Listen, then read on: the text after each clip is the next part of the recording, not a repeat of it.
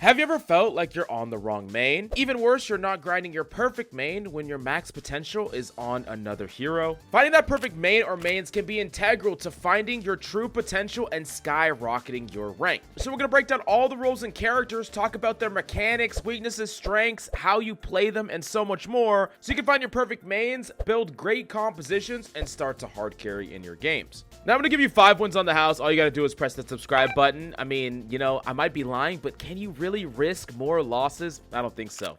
Now, before we get started, make sure you understand that you can succeed with anything. Like, find what you like, play what you enjoy, and if that's the kind of play that you want to play, then play whatever character. It doesn't matter about meta or anything like that. That being said, you don't want to become someone that plays everything, because if you're someone that has too wide of a hero pool, let's say you play 10 plus characters, you're never going to become a master of any of these characters. There comes a point in time when just picking the right quote-unquote character is not enough. You need to be playing that character extremely well. And a lot of the time, if you want to carry, you need to be extremely competent at a select number of characters. I'm not saying to one trick or two trick or anything like that, but I would say that outside of learning a couple of characters outside of your role and maybe 2 or 3 inside your role, you don't need much more than that, not much more than 5 or 6 characters total in your hero pool. Now, the first category we got to talk about are tanks. And in Overwatch, there is a term called main tank and off tank. And some of that still applies, not perfectly, but let me explain. Main tanks are tanks that can take space and be in the open of space and have mitigation towards themselves, so they can actively fight in open space. And I think there's a lot of tanks in Marvel Rivals that fit this. Characters like Magneto, Strange, even characters like Hulk and Venom. All these tanks would technically be classified as main tanks under the old system, and off tanks would pretty much only be given to both Thor and PENI, characters that can do a lot of other things. They don't necessarily want to stand in the open and tank damage. They don't really have the capability to do that nearly as much as everything else, not at all, but they provide extra bits of utility. They can mark targets, they can deny. There's a lot of other styles of play that they can incorporate, but in general, these terms don't work perfectly with rivals. There's just not enough tanks that are different enough that are meant to be paired together perfectly. So yeah, we're not going to go down that road too much, but I would say that tanks that can take space by themselves and protect themselves are going to be better in solo tanking environments. So like if you're playing only one tank, having a mag is going to be easier than having a Thor, because Thor isn't going to be able to walk in the open, contest objectives nearly as long, mitigate damage to the same extent. You get the picture. Now, something to consider when you're trying to pick your perfect main in tank is that some heroes are harder to counter than others. So a character like Magneto, right? We talked about him in our guide, and Strange as well. These characters are hard to counter because of their mitigation, because of the way their barriers work, because of the range at which they do damage. They're really hard to like pick a character to just counter these characters, right? If you think, what am I going to do to counter Magneto? What am I going to do to counter Strange?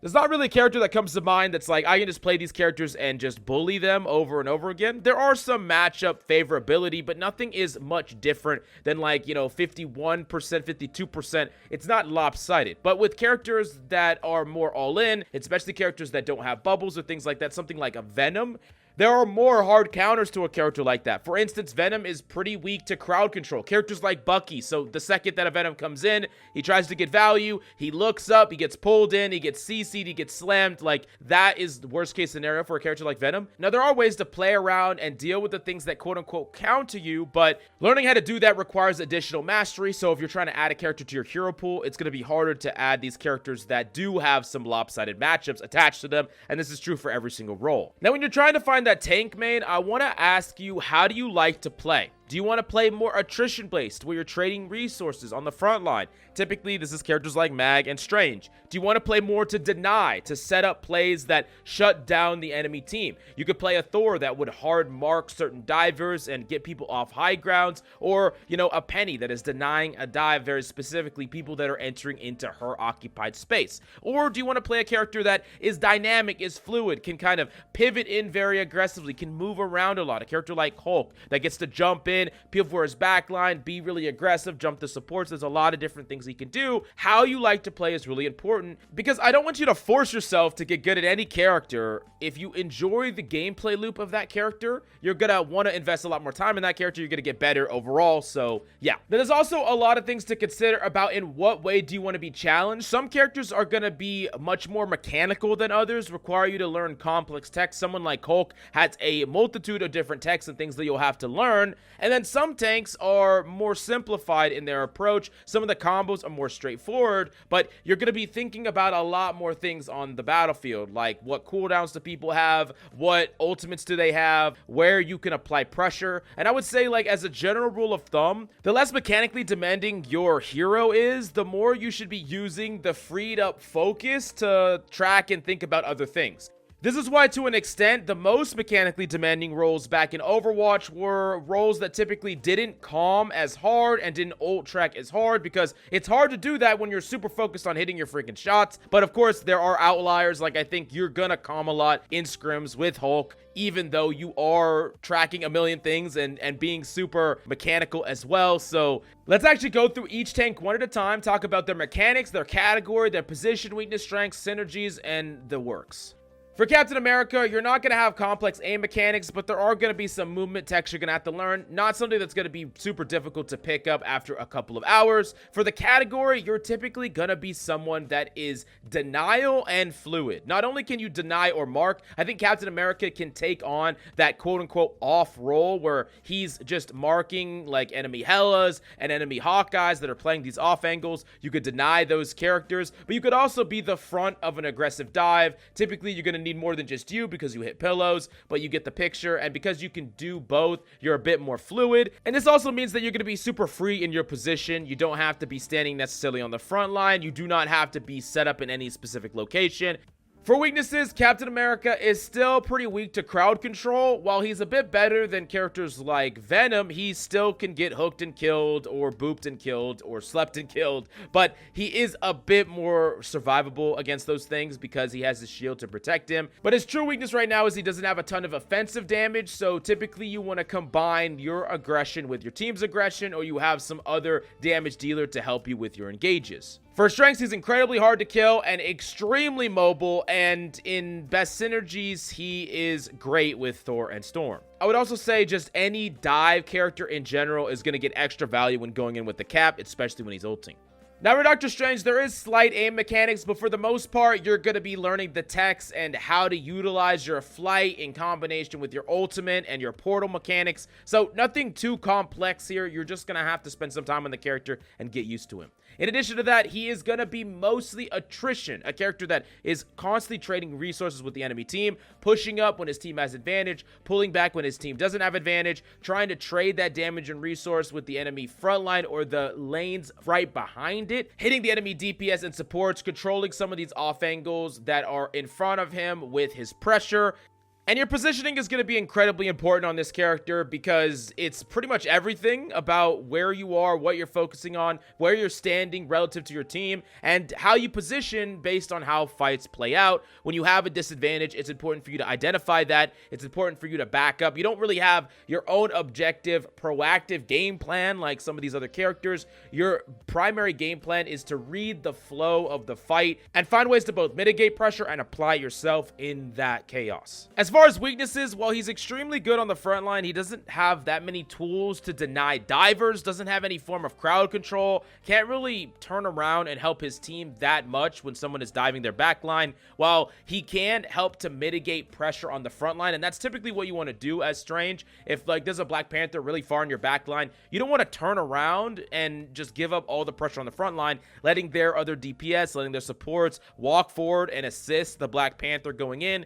You can't really directly deal with that, so you would much rather make sure that you're still keeping up constant pressure while your team ideally deals with the threat in the back line. For strengths, there's just so many to count. He's consistently outputting tons of damage, has tons of mitigation, has a very powerful ultimate, also has a portal that is ultimate level and power level, and practicing all these is super important. Really getting good and consistent with when you can TP, when you can actually make it in touch, when you cannot, playing around certain things like Invisible Woman's force push against your ultimate and your TPs. These things are all important. And for best synergies, well, the Banner and Iron Man team up is cool. This character doesn't really need team ups or synergies to be effective. Pretty much could slot into any team composition, but probably plays at his worst if your entire team was highly mobile and trying to be super in the enemy team and diving in like you had like a Magik, Black Panther, Cap. You're not really going to help that engagement all that much.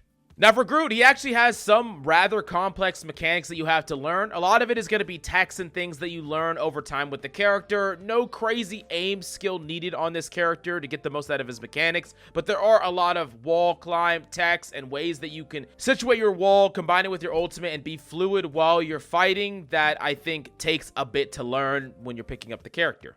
Now, his category is technically attrition, but I think you could also put him in a category of denial because he can deny a lot of plays from enemies, and he kind of plays in a couple of interesting ways depending on who he's partnered with. If he's the solo frontline tank, he can play the frontline role, block off enemy heals, isolate enemies from backing up, and create short-range engagements consistently throughout the fight. But in situations where there is another frontline tank, let's say a Magneto or a Strange, he can take on a more fluid role where he's kind of taking more off-angle plays, trying to create high ground advantage, trying to set up plays with another DPS or someone else, and really be a bit more proactive with his abilities. In general, he's going to be attrition, but I think he is a little bit more versatile than some of these other attrition tanks. For positioning, that's everything on this character. How you position, where you play, where you stand, and noticing enemy positions is all incredibly important and something that you're going to have to think about because this character doesn't have any mobility, so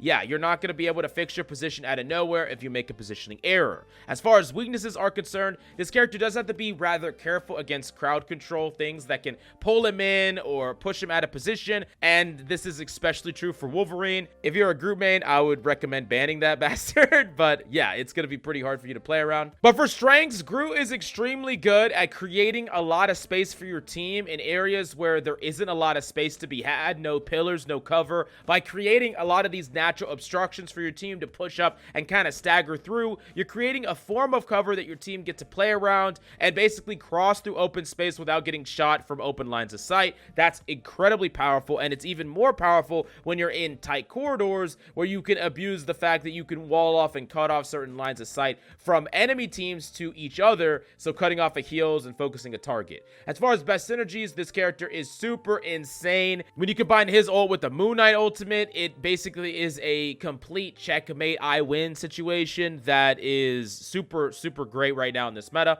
For Hulk, most likely the most difficult character in the tanking role to master, and I would even argue maybe the most difficult mechanical character in the entire game. A lot of complex techs, new ones coming out all the time. There's always a higher and higher ceiling on this character as a character that is really hard to master. That being said, if you're into that sort of thing, if you're someone that likes to workshop abilities, constantly learn and constantly innovate on your playstyle, then Hulk is one of the perfect characters for you. Now, as far as the category, I would say that he is dive based but also fluid. He's going to be diving in and being aggressive, trying to find isolated targets and people that he can basically apply a ton of pressure to all at once, create some definitive advantage or generate ult charge, and then recycle out. And then he can kind of mark targets too, deny people in the back line. There's so much different things you could do on this character that I think he's fairly fluid. Similar in that regard, his position is going to be kind of all over the place. He gets to play pretty much wherever he wants, and yeah, it's more about the cycling in and out and your position relative to your team, and just knowing how aggressive you could be without being punished in general. As for weaknesses, getting banned. All right.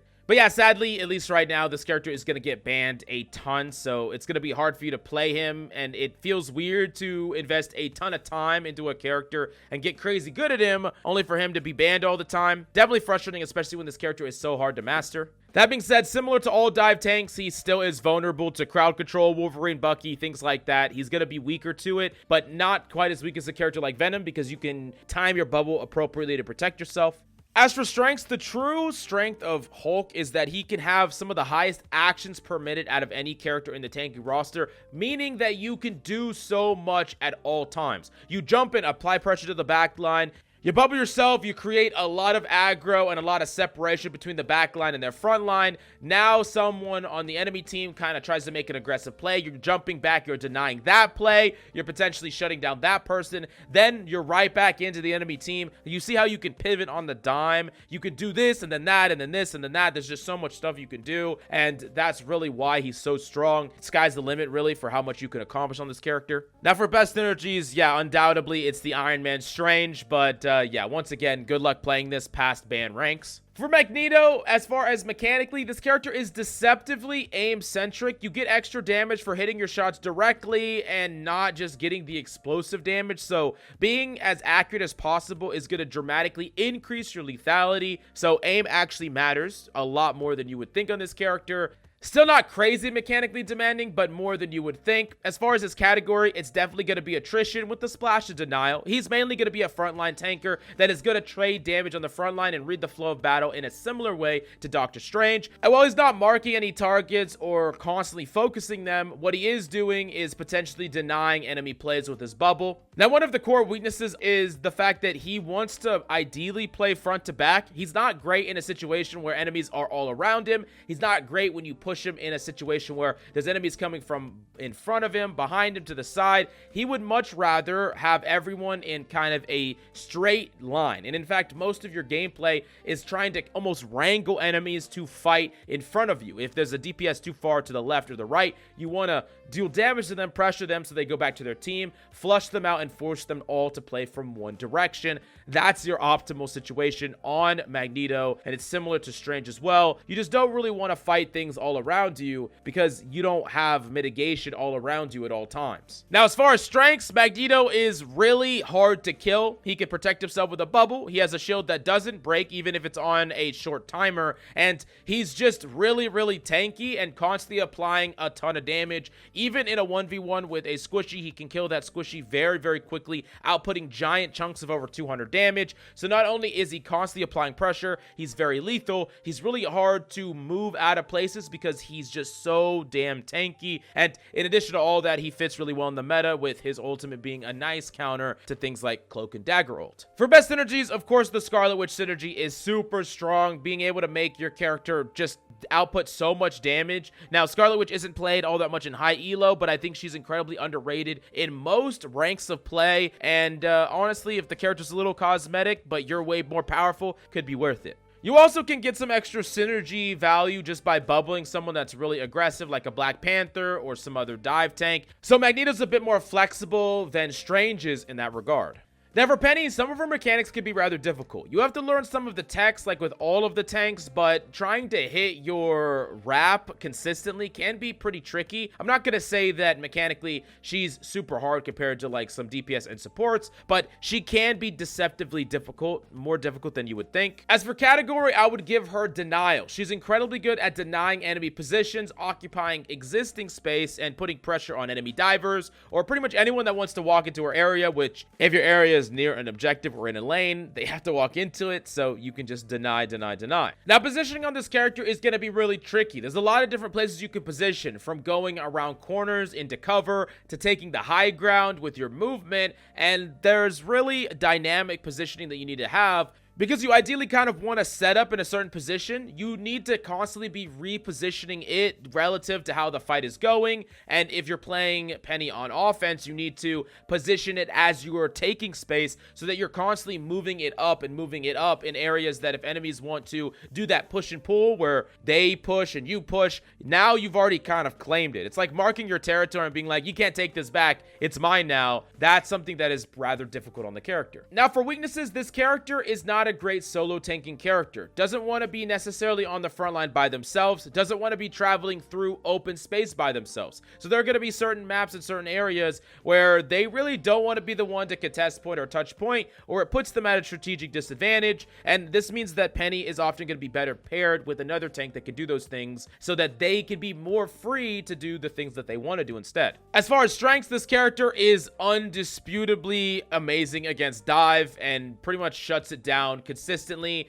non-stop crowd control, non-stop mitigation. A lot of divers just have a really hard time dealing with your mines, dealing with your generator. A Black Panther is not even going to be able to break it without killing himself. And I think something that a lot of people understand is that there are more stubborn dive one tricks than any other type of character. So like after the Black Panther ints into your mines for like the 5th time, he's not swapping off. He's just gonna lose the game to you. And yeah, I mean, that's great. As far as best synergies, typically you would rather play this character with a frontline tank, someone like Doctor Strange, maybe a GROOT, probably a Magneto, and then something that is going to play around your general position and help you apply pressure. So pretty much any character could do here. Another form of mitigator like a Namor, maybe a Bucky, any character really that is going to just kind of not dive in but play with you is really good here. Now, we do got to talk about Thor, and Thor mechanically can be rather difficult at times. Hitting the long-distance lightning bolts can be a little difficult. It is a projectile, but mostly the mechanical aspect is going to come from learning the techs and how you can interact, animation cancel your primary with your alternate, stuff like that. Nothing that is overwhelmingly difficult to learn and pick up. As far as the category is concerned, I would say that he's a mixture of denial and fluid. He can deny, and one of the things that Thor is best at is denying enemies when they are playing certain angles. So like a HELA's by themselves, you jump on that person. A MAGIK is constantly trying to set up and get in your back line. You can constantly interrupt that person. You want to be on that person like glue, never allowing them to set up properly and do what they want to do. Sometimes your goal is to actually push enemy tanks into your team and kind of falling from behind them and crowd control them into your team, getting them out of position. And then other times you're just trading damage on the front line. That fluidity is fun and freeing, but it also makes it harder to learn how to play this character because you're always doing different things. I would say in general, the more fluid a character is, the harder it is to learn the basic play patterns of that character because there isn't just one play pattern. Now for weaknesses, this character doesn't like crowd control, doesn't want to go in, and is not good at solo tanking, doesn't want to be the one that has to stand on the front line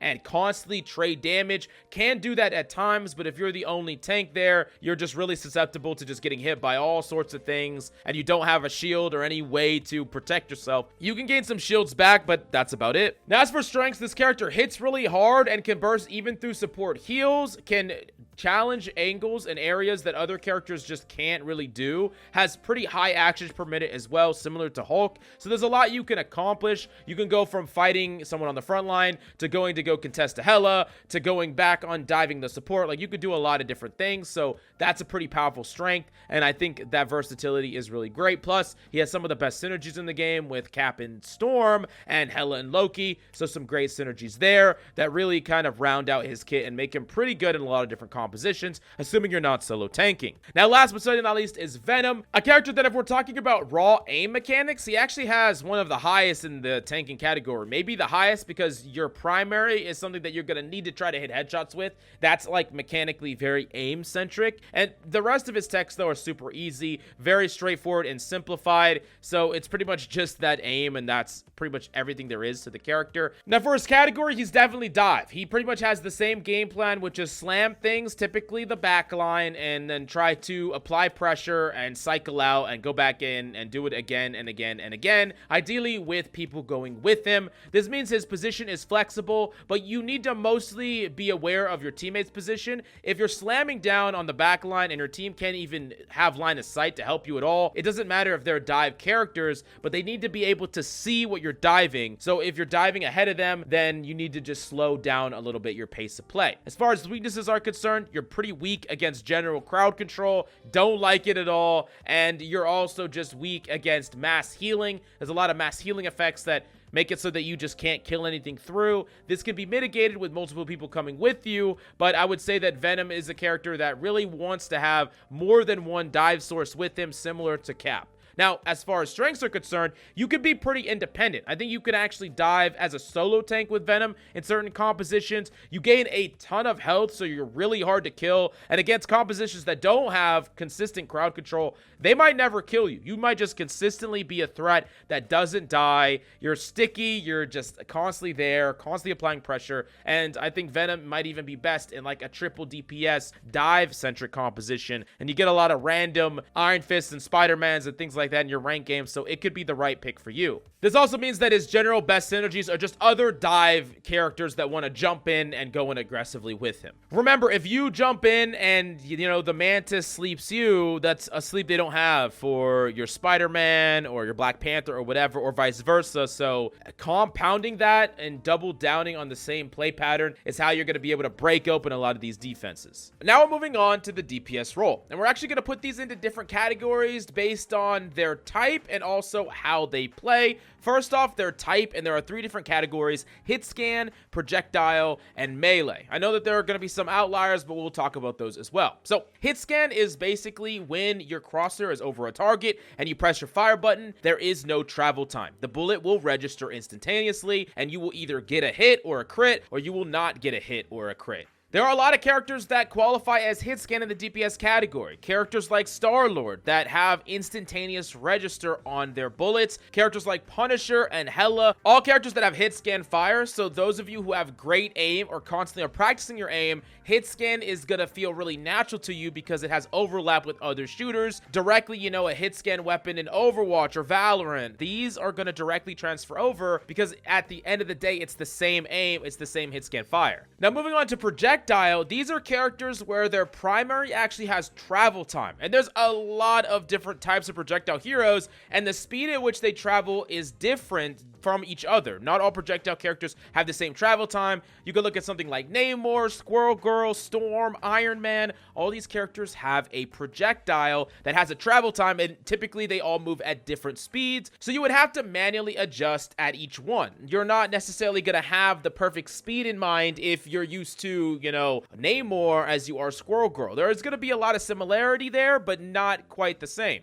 Even a character like Bucky is projectile, and this is actually why someone that really specializes in hit scan and practices hit scan might feel a little bit weird picking up Bucky for the first time, and it's actually easier for a Bucky player to play another projectile character, something like Squirrel Girl and Namor, pick that up and be mechanically reasonable at the primary right off the bat, than it would be to pick up a HELA or even pick up a Punisher, which is weird because you would think they're exactly the same aim-wise, but they're not. Now, the third category is melee, and these are characters that have to be close range to do most of their effective damage. You know, Iron Fist, Spider-Man, Black Panther, MAGIK. These are characters that typically have hypermobility, and they have to be incredibly close range. Now, there is some type of combination of certain characters here where, you know, PSYLOKKE technically does have a lot of melee interactions, some melee combos, but realistically, she's hit scan. Her primary is hit scan. You want to have great hit scan aim to play the character, and the reason that this is important is because you could become a top 500 melee, let's say Iron Fist or Black Panther, without ever really having great hit scan aim. And if you had a hero pool of, let's say, Iron Fist, and you wanted to add another character to your hero pool, trying to add a hit scan when you are already a top tier Iron Fist as a hypothetical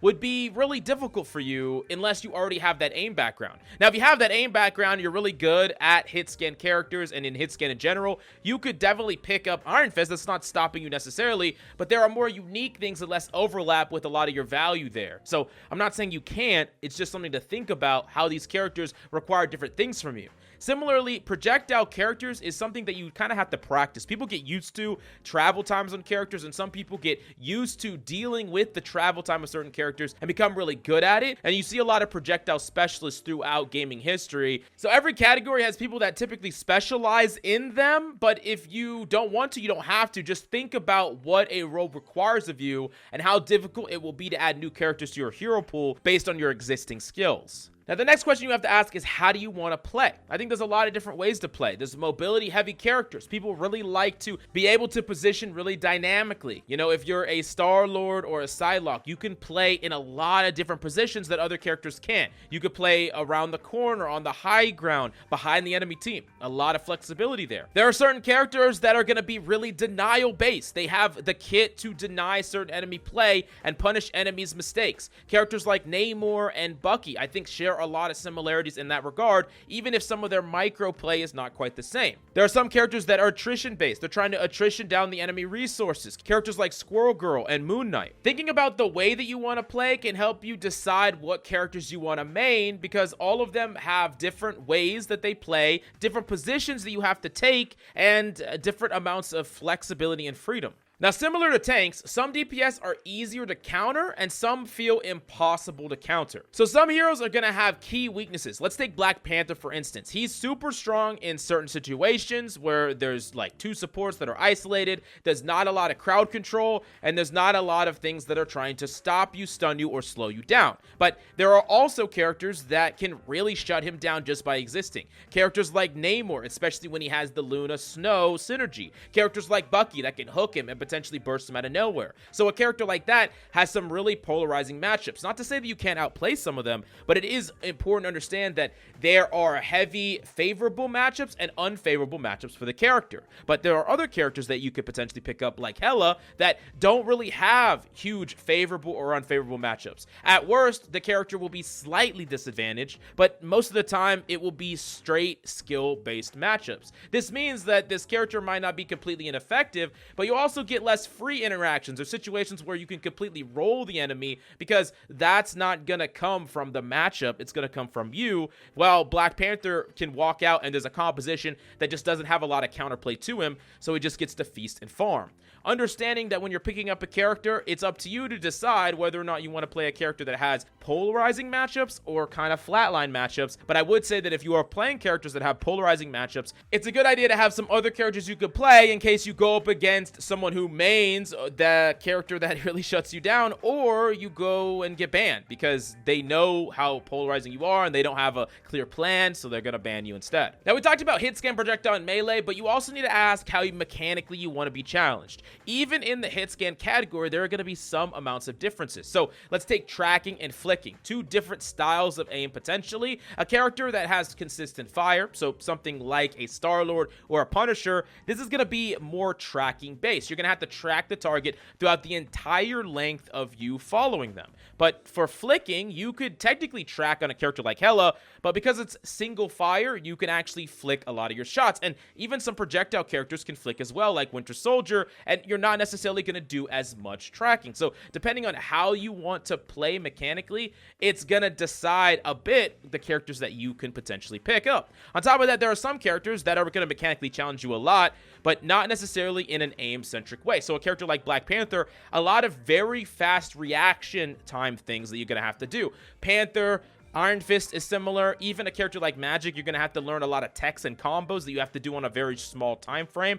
Taking in data, responding to it very quickly, this is all going to mechanically challenge you. But if you don't want to be mechanically challenged in these ways, either by aim or even fast reaction time, there are characters that can still succeed at the highest level even without that. A character like Squirrel Girl, character like Moon Knight, these characters don't have to react incredibly quickly, and they do not have to have amazing normal aim skill in order for you to be extremely effective on these characters. So it's going to be dependent on how you want to play. Keep in mind, that's what this all is. I'm laying out your options about the things that you want to do, because that's all that matters at the end of the day. Now, to go through the characters very quickly and talk about what their strengths, weaknesses, and mechanics are, let's first talk about Black Panther. And mechanical skill, you're really going to have very quick reaction time and basically take in data and respond to that very quickly. Oftentimes, the Black Panther's skill ceiling comes from being able to hit a lot of people with your marks and then quickly dash through them individually throughout a really complex fight, and how fast you can do that, how fast you can change your game plan based on what enemies do. Your position can be flexible, and you fit the category of dive, where you are going to be someone that physically goes in and at the enemy team,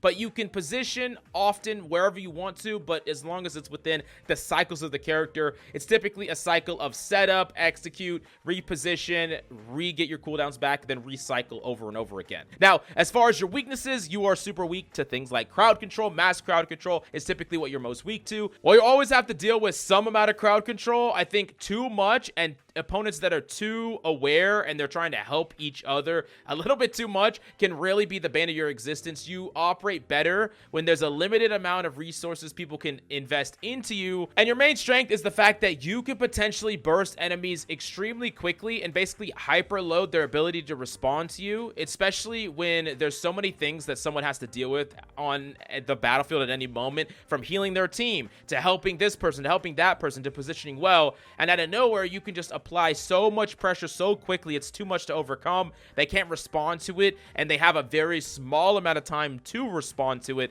That's super strong and one of the main strengths of Black Panther. When you get good at him, you can basically overload an opponent's ability to make the right decision. And then as far as best synergies, undoubtedly it's with MAGIK. Giving you recall on this character turns this character from like a B tier character to like an S tier character. It's incredible. The next up is Black Widow, a character that mechanically is going to be a hit scan character and is also going to be a character that is typically pick oriented, not dive or attrition. You're typically trying to generate some value that can turn the fight in your favor, and you're trying to do that via a pick. As far as positioning is concerned, you don't have hypermobility, but what you do have is very far effective range. So while you are being aggressive in the angles you're taking, you're not necessarily being aggressive in how far up your positioning is, because you want to keep a far position from any enemies that could come to you. You don't want a tank to be able to walk 5 steps and contest you or force you away from a position. So you're typically trying to find really far sight lines, but with varying aggressive angles to them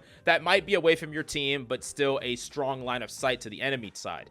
Now, your weaknesses is, in general, you're pretty weak to getting dove. You're a character that is gonna innately isolate yourself, and you don't really want to play next to your team because you don't have a lot of means to stop someone from killing you from close range. So any character that wants to jump you, dive you, can be a problem. And because of the pick-oriented nature of this character, you could actually be throwing the game not because you're dying, but because there's an uptime problem where you're not generating enough value on a consistent basis to justify your existence, which is what my mom always used to tell me growing up. But anyways, as far as your strengths, because you can play so far away, it's very hard for enemies to invest resources to chase you down without taking them out of the fight potentially. You can basically kill and do tons of burst damage to people from very far away outside of their effective range, and you also have a very high ceiling where you can potentially generate multiple kills for your team. You know, your team does a little bit of damage here and there, and you're just picking off people before they ever get a chance to use their ultimates. This means your character is really powerful in what we call the neutral, not tied to your ultimate. Just your base game can potentially generate picks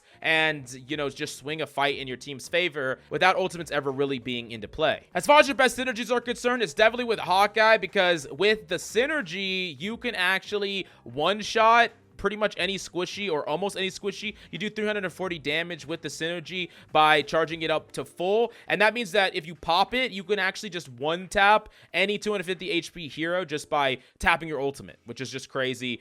Because it hits multiple bodies, the shadows or the after images that are left behind. So yeah, super insane combo for sure. Now next up is Hawkeye, which mechanically he's gonna be projectile, very fast moving projectile, but he's also gonna be a pick oriented character, a character that is gonna try to generate some value, some picks for his team. So oftentimes you're gonna have really high spikes of how impactful you are, with long moments of not being very impactful. You're providing supplemental damage, but your spikes in getting a pick is where a lot of your true value comes from, your high point value comes from. Now, as far as positionally, you're going to position similar to a character like Black Widow, but typically quite a bit closer. This is because you want to be able to charge and trigger your one-shot capability, charging it off of a tank and trying to shoot the back line. And you're rarely going to be taking a really hyper proactive position as you don't have a lot of mobility. But one of your weaknesses is that very fact. You have to be kind of in the fight and you don't have a lot of mobility, so you're going to be the target of a lot of people trying to either zone you out or dive you directly. While there is some counterplay there, it typically only gives you the opportunity to hit like one fully charged shot in order to outplay that person. So yeah, it's not a lot of time to hit a very difficult mechanical shot. Before your strengths, you're incredibly good against compositions that don't directly contest you. So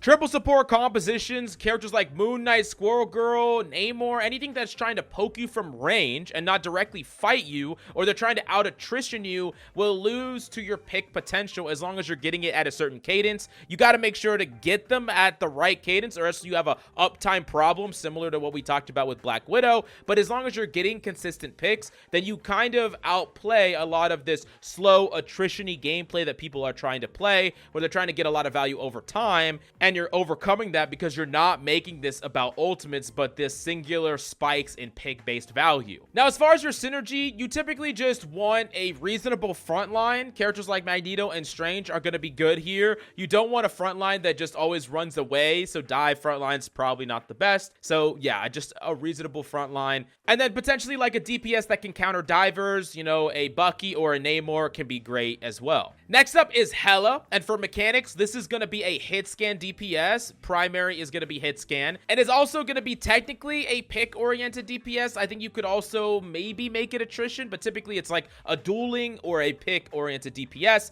As far as positioning, you are going to be playing a little bit closer to the fight, but you have some more dynamic positioning because your mobility is fairly good. You can take the high ground, you can run back to your team, so you can play in a lot of different positions in that regard. On top of that, as far as core weaknesses are concerned, I don't think you have really a huge weakness besides potentially an uptime problem that is tied to your mechanical skill. HELA, in her current state, requires you to be very mechanically good, consistently getting critical hits. If you want to get consistent value out of them, you could just be hitting body shots all day that basically get wiped away from support utility or support heals. So you need to be having a certain level of mechanical skill, and I would actually not even recommend this character unless you want to focus and work on your mechanics, or if you already have good mechanics. Because otherwise, it's a character that you are going to be losing even though you're not necessarily dying, you're in the right positions, but you're just not able to generate enough value at a consistent enough rate without that mechanical skill backing you up. Now, for your strengths, I mean, there's many. A character that doesn't really have any crazy hard counters, maybe slightly favorable matchups against her, but nothing crazy. You have good crowd control, good mobility, good ranged damage and burst damage, and a great ultimate. Does a lot of good here, so I think the character really just suffers when you don't have the mechanics to back them up. Now, as far as your best synergies, that is definitely Thor and Loki. Being able to get final blows and resurrecting both these characters is just incredible, and if you are a cracked HELA, you are going to turn a Loki and a Thor into just these unkillable monsters. So yeah, it's just fantastic. Now for Iron Fist, we are putting him in the melee category. He's going to have melee and then reaction based skill checks. So you're going to have to react a lot of times to enemy utility being thrown at you. You're going to have to deny a lot of the sleeps and different cooldowns that are coming after you. And you're going to be a combination of dive and pick. In some ways, actually attrition as well, because this character is surprisingly tanky, but I'm going to keep him in the dive and pick category. Now, as far as your position is concerned, you can position very dynamically because you can come from behind them to the side of them. You really are just looking for proper engagements, and you have a lot of cycles of going in, coming back to your team, going back to a setup position, back into the fight. So it's not like a default based position based on range necessarily. It's more about your setups. Now, for your weaknesses, you are fairly weak to crowd control. Similar to like all melee characters, they don't like being hooked or hit. You do have some counterplay to some of those things, but not everything. You can only really counter one major thing at a time, so it can be pretty difficult going up against mass forms of crowd control. And in general, a really responsive team to you can be difficult as well. Teams that are all on the same page can be really hard for you to deal with, but you know, in ranked play, there's not a lot of that, so you kind of turn that into your strength because people lack that. And a character like Iron Fist is super strong because he has a lot of momentum to his kit, where as your opponents start to run out of resources and people start to die, there are less and less things that can deal with an Iron Fist. He's kind of like an all hands on deck type character, where if they deal with you right away, they could shut you down. But if they can't, and you can keep cycling in and out, eventually they get to a point where they can't deal with you, and you can just kill the rest of the team. So he's very momentum based. Once you kind of sense the blood in the water, you could swing an entire fight in your favor, and it's like an Iron Fist job to kind of gauge his limits, so to speak, before that time is there, and then feast when he sees that opportunity. Now, I know that there are some synergies that you could run, like the Luna Snow synergy and stuff like that, but I would say your best synergy on Iron Fist is actually Magneto. Is a character that's amazing because giving you a bubble is just insane. It's game-changing. And then any dive character, any character that wants to go in with you, take some of those cooldowns for you, that's always good. So other divers that are trying to cause havoc with you, I think are a really great thing, and you're going to get a lot of value on this character. Now, next up, we got to talk about Iron Man, and for mechanics, this is going to be a projectile DPS. But a little bit weird because your beam is actually hit scan, but it is a close range hit scan and it's tracking based, so a little bit strange, right? Requiring different things from you. I think you're gonna have to be good at multiple types of things to play this character mechanically, but yeah, I mean, the tracking is gonna be the most skill intensive, but there are also gonna be times where you need to be fairly accurate with your projectile as well. So yeah, definitely surprisingly more mechanical than you would think if you want to get max value out of this character. Now, as far as the category, you are a combination of a attrition character and a pick oriented character. You can get picks and you can go for pick plays, but you are also attritioning down enemies' resources, attritioning down their heals, whittling down their health, so you can do both things. Your positioning is fairly dynamic, but you can't play wherever you want like some of these other divers like PSYLOKKE or MAGIK or whatever the case may be, because you still need active assistance from your team. You don't have crazy hyper mobility. You have good mobility, but you can't play like always behind the enemy team or in their back line. Because of the limited resources tied to your mobility, you could get chased down and cleared out a lot easier than some of these divers. So your positioning is actually incredibly important, and even though you can fly, you typically want to always be positioned well around pieces of natural cover and with active line of sight to your healers so that they can help you. Now, your weaknesses is specifically to characters that want to force engagement to you. So like hit scans, of course, are going to be characters that can interact you. There are ways to position around them and, you know, play in a way that's hard for them to get a clear line of sight to you. But other characters that want to actively take the fight to you are harder for you to play around because you like to take engagements and set up the engagements in your way. If they take the engagements in their way, it's really hard for you to react or respond because of how long it takes you to prime gamma, track them with your beam, potentially outplay them. You can't do these things fast, and you can't respond fast. You can't even move fast. So characters like Star-Lord and PSYLOKKE that want to mark you, follow you, take the fight to you are really hard for you to respond to. Like a Star-Lord starts shooting at you and you can't get away and you can't fight back before they kill you. So yeah, it's very tricky. You got to make sure that you're positionally safe and you're positionally ready for these characters because they're going to come out of nowhere and there's not much you can do if you're already out of position. The fight's already over. That's why it's actually easier for you to deal with characters like HELA and Punisher because at least their position is more static, so you can position relative to their position accordingly. Characters like PSYLOKKE and Star-Lord are very dynamic position, so you don't really know where to play to prevent them from making a play on you. I hope that makes sense. Now, your strengths, on the other hand, are crazy. There are some characters that just can't interact with you at all. They have no means to deal damage to you. Characters like Moon Knight just are looking at you with awe. They don't know what to do to you. There are a lot of tanks that can't deal damage to you, a lot of supports that can't deal damage to you, and you are a character that demands some amount of respect. Your ultimate can cancel a lot of support ultimates.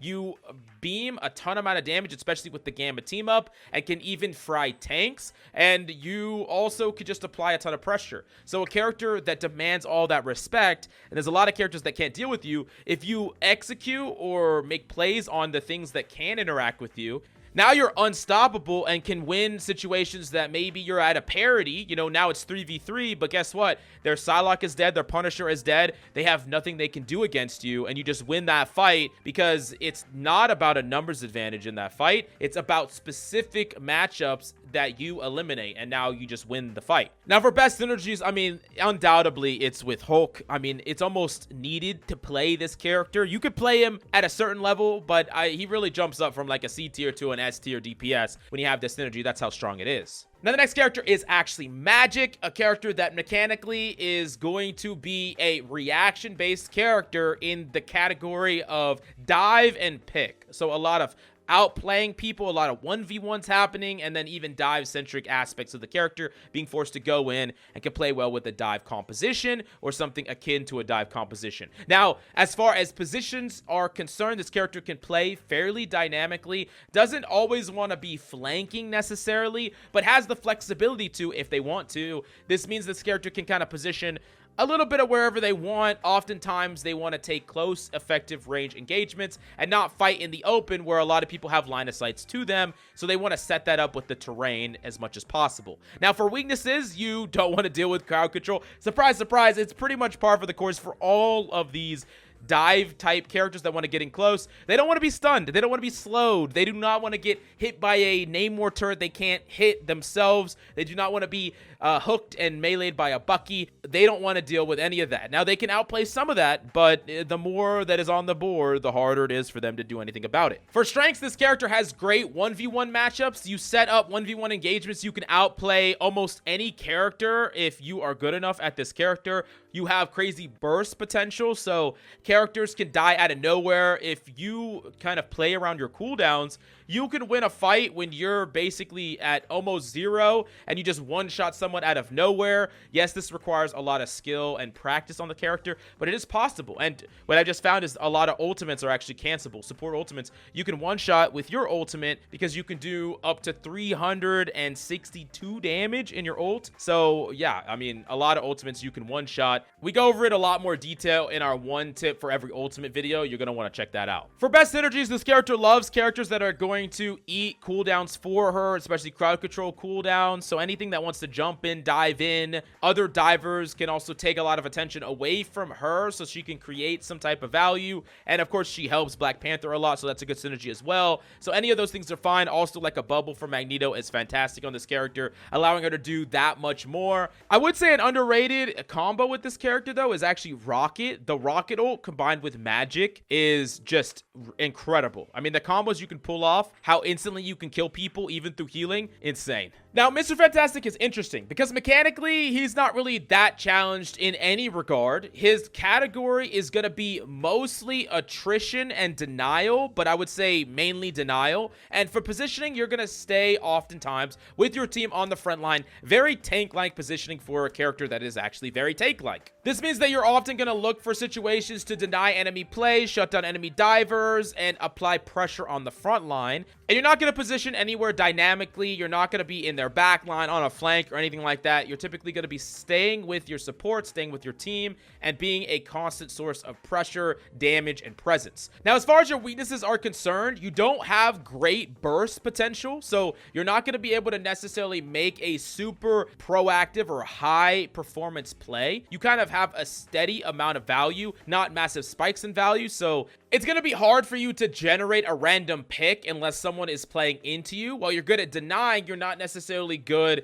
at creating a random play in the neutral. Most of the time, it's not going to happen. And of course, your ultimate is not a great team fight winner. Maybe they'll buff this at some point, but right now, it's one of the weaker ultimates in the game. And in a world where a lot of ultimates are very powerful, a character that is rather passive in his general play style, not having an ultimate that can generate a team fight win, sometimes lets you just cycle endlessly and not accomplish anything. You're going through the motions, you're applying a lot of pressure, but you're not generating a team fight win ever for your team. But that being said, his strengths are immense. He's incredibly hard to kill. Like, this character is rarely gonna feed, if at all. He has a crazy amount of effective health, especially if you're cycling properly. And he's super good against enemy divers. He can grip anything that comes into his backline. So whether it's a Black Panther or a Magik, he's shutting that down and preventing it from getting value, meaning that he has super polarizing situations where he can completely shut out an entire DPS, mark them, shut them down, or even multiple, and that's pretty strong. Basically, I actually think this character is better than a lot of people think. He has super polarizing matchups, though, so not a character I would recommend one-tricking. Now, as far as the synergies, while he's fine with Invisible Woman, I think this character really shines alongside one other tank, like a Strange or a Mag, playing as a secondary tank that can kind of cycle in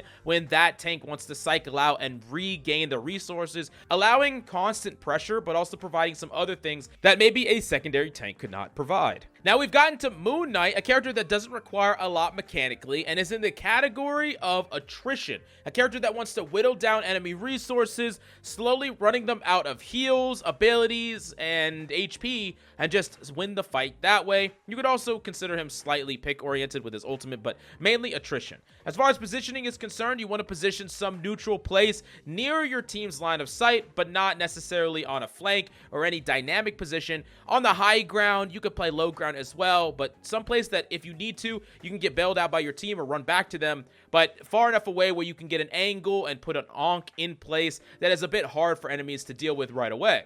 Now, your weaknesses is this character is actually fairly weak to any DPS that wants to take a direct fight with him. Characters like PSYLOKKE, Star-Lord, anything that wants to challenge him directly, he doesn't have a lot of outplay capabilities for someone that wants to fight him, and his only way to get out is a leap, a fly, and a grapple that put him in the air for people to just shoot at him. This is why, in general, he's fairly weak against triple DPS compositions, and sometimes doesn't even want to fight against 2 if they're characters that can contest him. But where Moon Knight really shines is in matchups and in situations where people are not going to be able to directly challenge him over and over again. Against 1 DPS compositions, triple support, 2 tanks, or other comps that want to deal attrition as well. He can feast on these comps because he gets to set up in a position, constantly apply pressure, and never get removed from that position or not get removed very easily, and just applies a crazy amount of value at a very consistent rate. And it's often why if you have a Moon Knight on your team, you have a Moon Knight that just takes over an entire lobby, or he feeds and dies all the time. Rarely do you have a middle of the pack Moon Knight because this character has very polarizing matchups. As for best synergies, I mean, I think the Cloak synergy is fine, but realistically, he wants to play in a composition that has a reasonable front line, and is more interested about what his enemy team is playing than what he is playing, besides GROOT, who the combo is fantastic and can kill through support ults, so play that one. Now we've come to NAMOR, and NAMOR is gonna be a projectile DPS, a character that requires projectile mechanics, a bit forgiving because of how big his hitbox is, but his primary and his alternate are both projectile fire, and in the category, we're actually gonna put him in both denial and pick oriented, because he can actually fight a lot of one-on-ones and generate pick-based value, but the primary is gonna be denial. That's what he's best at, but he could do other things as well. Positionally, you're typically going to position really defensively near your supports and near your backline, putting your squids high up to deny any divers. Keep in mind that if you throw your ice squid high up on the wall, a Black Panther, a Magik, a Spider-Man, they don't really have great ways to get rid of that. And you don't even have to put it to where it faces the enemy team. You can put it to where it faces your team. So the second these characters enter your backline, they're getting shot by something they can't clear themselves. It's kind of a nightmare for them to deal with. That being said, your position fundamentally changes when you're playing NAMOR up against non-dive characters. No one's going to come into your backline. No one's going to come and fight you. And oftentimes, against certain characters, you don't want to just be trading damage at range. Against HELAs, against characters like HAWKEYE, you're actually disadvantaged in that regard, so you get more proactive. You go on really aggressive off angles, almost borderline flanks, throw squids down, take a duel with them. This is where the pick-oriented playstyle of this character is, and you got to understand that every character is multi-dimensional. NAMOR in particular has 2 predominant playstyles, either a denial-based or a more aggressive pick-oriented, and it's important to change up your playstyle relative to what you're playing against. If you're just AFKing in your backline when there's nothing gonna come and attack your backline, you're leaving a lot of value on the table. Now, your weaknesses are characters that typically outrange you. Like, you want to fight a lot of the divers, characters that want to come in close, but characters that can outrange you or fight you from range are not great, because while you can get aggressive and fight them, they can kind of flip and stay at a range against you. So characters like HAWKEYE and HELA can be a nightmare for you to deal with at times, but your strengths are that you're incredibly difficult to dive yourself because you have your squids that deny a dive on you, and you have your bubble that make you really hard to dive because you can kind of bail yourself out of any situation, and you make it really hard to dive your backline. Characters have a really hard time dealing with your squids. So yeah, against any dive-based character, they don't want you to exist. In fact, they probably will ban you. So yeah, be ready for that. For synergies, definitely your ice synergy with Luna is just insane. Your slow squid is just, I mean, it's so strong, and it makes the character so strong. So yeah, he's still playable without it though, by the way. He's just even better with it. Now for PSYLOKKE, this character's hit scan is going to demand hit scan fire skill from you, and is also going to be reaction time based. You're going to go in close for a lot of combos, go into melee range, so that's something that you should keep in mind. Not a character that you're just sitting back and tracking. You're going in and being really proactive at the same time. Categorically, this character is a dive and pick oriented character, someone that can dive and be really divey with a full-on team, but also generally is going to be more pick oriented, trying to find people that are isolated, take duels with them, contest flanks, and people that are by themselves. And there are even times where this character is more attrition based, actually just providing a lot of frontline pressure, building up an ultimate and trying to win with that. So it's a multi-dimensional character, but I would say like a dueling slash pick oriented oriented character is the thing that defines her the best. As far as positioning is concerned, she can play very dynamic, whether it's behind the enemy team, off on a very aggressive off angle, or even with your team. You can play a lot of different places with this character. She's also very hard to remove from certain positions because if one person comes after her, she can turn the tables on that person and win the duel. So typically you need more than one person to actually flush her out. Now, I'd say for weaknesses on this character, I would say burst damage is a big one. This character doesn't really want to die out of nowhere. Characters that have high amounts of burst damage can be problematic. Crowd control to an extent, but she can outrange a lot of it or play at a safe distance. Now, for strengths, there's plenty on this character. High burst damage, potentially. Good poke, good ultimate, good mobility. There's really a lot going for this character, but a lot of it's going to be tied to how good you are mechanically and how much you can maintain proper uptime. You don't want to stretch through too long without being in the fight or actively participating in some way.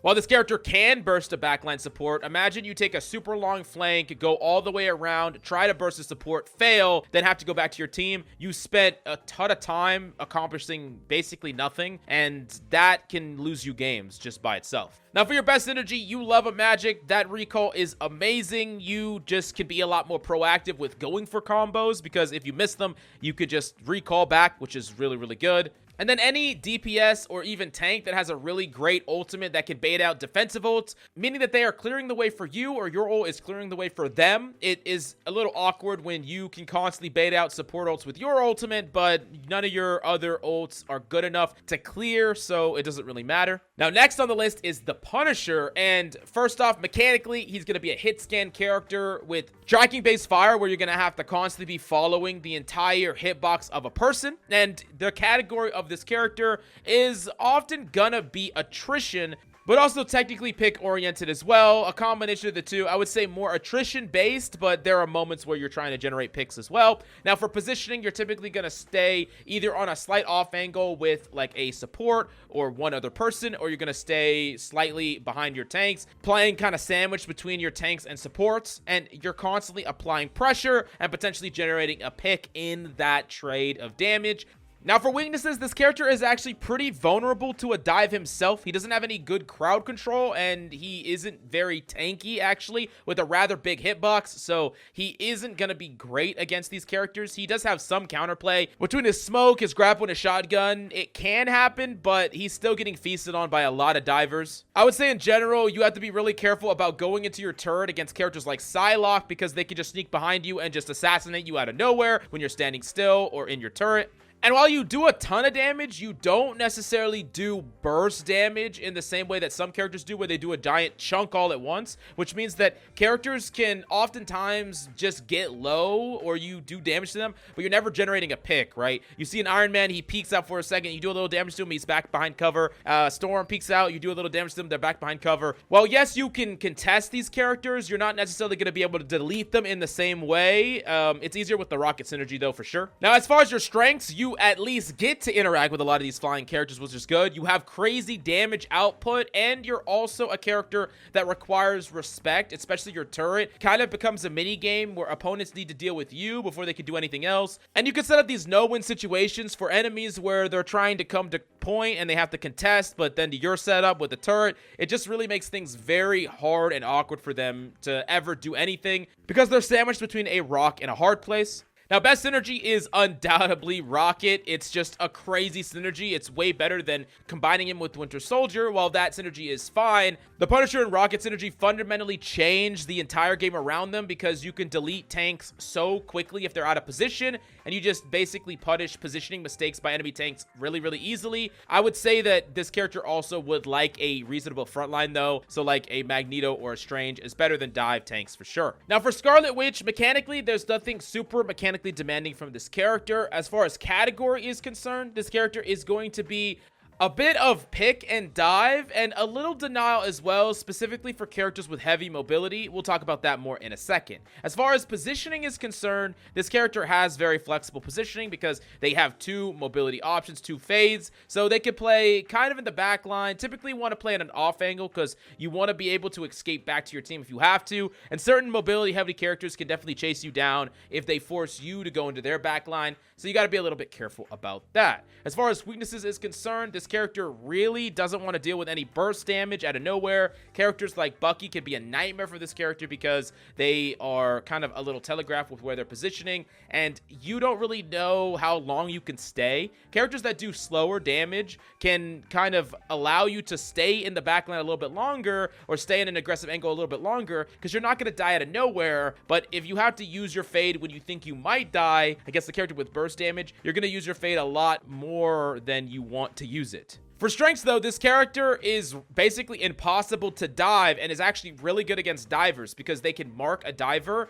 And all that means is constantly focus a diver that is coming to the back line, and then when that character tries to get away, they can chase them. And you know, all the time when someone gets out at 1 HP and you can't finish them off, well, Scarlet Witch can chase that character down and punish them even in spite of that, and not a lot of counterplay can be done on the diver's part to a really well-positioned and well-playing Scarlet Witch. Now, for synergies, it's undoubtedly the Magneto synergy here, because it just makes Magneto insane, and Magneto can also bubble them. But also, Doctor Strange is pretty good too, because the really loud yelling that Scarlet Witch does when she pops her ultimate, you can't hear it before the TP, so she comes out and just blows up, and it's less telegraphed by a lot. Now, for Squirrel Girl, mechanically, this character is going to be a projectile character, a character that you can definitely play without great mechanics, but does get a lot more value the more accurate you are at these surprisingly fast-moving projectiles.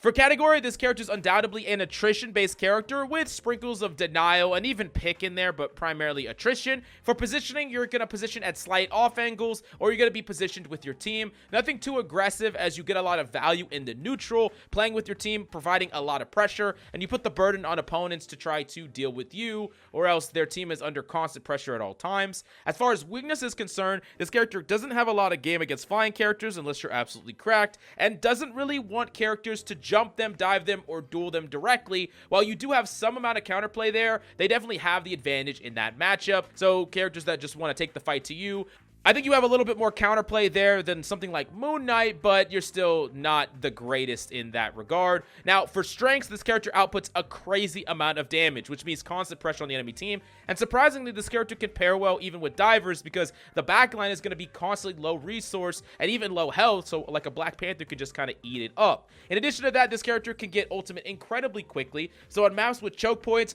they just really farm a ton of damage, even outpace a lot of supports to their ultimates, and can snowball in that regard. Reminds me of the weaknesses of this character. Really hard to get consistent value on maps that are too open, so that's something to consider. Not a character I would necessarily suggest one-tricking, even though I kind of want to one-trick this character. It's so fun. Now, for synergies, this character is reasonable with the Spider-Man, but then you have to have a Spider-Man. No, I'm just kidding. But yeah, synergies, you just want a pretty strong front line that is going to kind of play there and just trade damage. Magneto, Strange, really nice. I wouldn't really recommend playing this character if you're playing like a Venom, a Thor, things that are going to be a bit more proactive, because you want that front line to play around most often.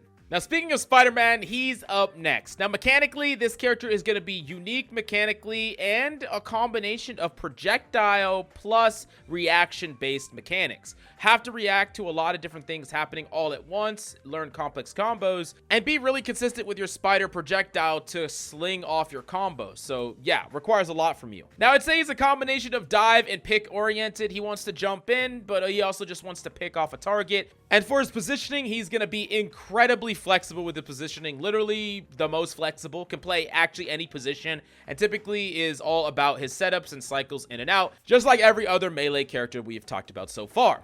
Now, his weakness is once again crowd control. You know, things like freaking Namor squids, Winter Soldier, grab and hit. I mean, these things are kind of par for the course. You recognize that characters that need to come in close are going to be weak to things that stun them and stop them or slow them down while they do it. So it all makes sense. It's pretty consistent. And then also just an uptime problem. A character that doesn't really want to die ever, as does no character, but has to constantly put themselves in harm's way without a lot of ways to protect themselves once they do. And if they're constantly having to play too safe and cycle out, they have a huge uptime problem where they're not doing enough at a fast enough rate. So they have to kind of thread the needle, be aggressive enough to get enough value at a consistent rate, but not too aggressive to where they feed and die over and over again. It's pretty hard to do. Now, for strengths, on the other hand, a character with an incredibly high skill ceiling, perhaps one of the highest, if not the highest in the game, can outplay a lot of characters in a 1v1, completely demolish them, has a lot of really interesting techniques like pulling people off the map, and can generate a free fight win for his team. and has a super powerful ultimate that not only crowd controls but gives him a burst of HP, meaning that even on low resources, he can actually win the fight for his team, killing multiple people. Now, mentioning low resources, it's also a character that can be very independent, requiring like literally no heals from his team, can constantly be dependent on health packs, and can actually function in a very low overall healing composition. So yeah, you know, that Mantis Adam Warlock comp that doesn't have a lot of bulk heals in a triple DPS Spider-Man composition, you don't need a lot of heals. So yeah, best synergy would definitely be Venom. That just makes the character so good, and then any character that wants to jump in with them is gonna be good as well. Now next is Star-Lord. Mechanically, it's gonna be HITSCAN, and it's gonna be a tracking based character where you have to follow the character's entire model, and is something that you're gonna have to practice. The better you're mechanically on this character, the more value you're gonna be able to get in a lot of these close range engagements. Now for category, you're actually going to be typically pick oriented, but you can kind of fit a lot of different hats. I think you could dive in sometimes depending on your comp. You can also deny a lot of characters, flankers and stuff like that. This is one of the best characters to mark enemy flankers and shut them down because he's hard to interact with, and he has a lot of outplay potential, so he could force enemy flankers to 1v1 him and then potentially win that 1v1. So yeah, very strong in that regard. Positionally, he can play pretty much anywhere, high grounds, off angles, wherever he wants to, he can play. But his biggest weakness, I would say, is actually in massive amounts of healing compositions, because while you can play the front line and generate ultimates, if your opponents have support ultimates to counteract you and they have too much healing for you to burst through, you're left in a situation where you feel like you can't do anything proactive or get shut down. No one's playing into you, so there's nothing that you can force a isolated 1v1 with, and your ultimate is being shut out by a defensive ult. While you're not necessarily going to die and you're not going to throw the game, it's going to be pretty hard to carry. That's why this character does struggle into triple support compositions right now. Now for strengths though, this character has great 1v1 capability, a very powerful ultimate, and can have really massive uptime, constantly being involved a little bit into every single kill, and is one of the reasons why they can contribute so much overall. He's also a character that can really capitalize on mistakes the enemy team is making, so you're applying constant pressure, basically capitalizing on any mistakes that are being made, and if your team gets a slight advantage, you could turn it into a much larger one. And the best synergy is undoubtedly the Adam Warlock synergy, where you get a free res, and being able to combo that even with the Mantis, you'll all get the free res, plus Mantis gets the damage boost, not only your ultimate, but your primary engages. It's super freaking strong. The next up is Storm, a character that is going to be primarily projectile with her primary, and is gonna fall in the attrition and pick oriented category, trying to trade damage and typically build up an ultimate and win some of the slower games, but also is able to generate value by just killing people and dueling people, is actually fairly good at that. Now your position is interesting because you're actually gonna benefit your team quite a bit by playing with them, but you're not getting the full value out of this character's mobility that you otherwise can get. Like playing close to your team can help amplify their damage and pressure, but playing far away makes it so it's impossible for certain things to even touch you or hit you. It's going to really depend on what the enemy team is playing and how they're playing, but I would say most importantly, you need to not die. So there's going to be a lot of situations that you're going to leave your team and not provide them consistent value, but in situations where you are going in, you're being aggressive, your team is ulting, or in situations where you see the benefit of giving your team amplified damage, then playing with them can be appropriate, but it's going to be situational there. And I wouldn't say your position is always going to be the same, but you're never going to necessarily be hard flanking or playing too far away from your team, similar to what we talked about when we talked about Iron Man. Now for weaknesses, the ban system. I'm just kidding, but this character is going to be fairly weak against characters that have burst damage onto her. She's also not going to be great at characters that want a hard marker and chase her down, so characters like PSYLOKKE and Star-Lords, similar to what we talked about with Iron Man, although I do think she has a little bit more counterplay in that regard. A lot of her real value, though, comes from her closing in the gap, because she needs to be pretty close to enemies for her E or her ability to affect them. So there are going to be more windows within her general play pattern that characters that are not HITSCAN can interact. Like, it's easier to interact with her on Namor and Bucky than it is for them to interact with an Iron Man, for instance. Now for her strengths, some characters just literally can't do anything about her because she's flying. There's a lot of tanks that are just going to stare at her and be sad because they can't do anything about her. She has a very powerful ultimate that not only removes her from the fight, but puts her in the enemy backline directly on enemies. Really hard to miss, if not impossible, at a very consistent amount of damage that also keeps her HP high so she can generate more momentum. She's very good at both helping her team win the poke war with her damage amplifying effect and just being a threat that demands an answer. So there's a lot of really big strengths for this character. It's one of the reasons why she's the most banned, and she has one of the highest win rates. For synergy, the Thor synergy is fairly good on this character, but I don't necessarily think you need it to make this character good. I think really this character just wants a support that looks up every once in a while.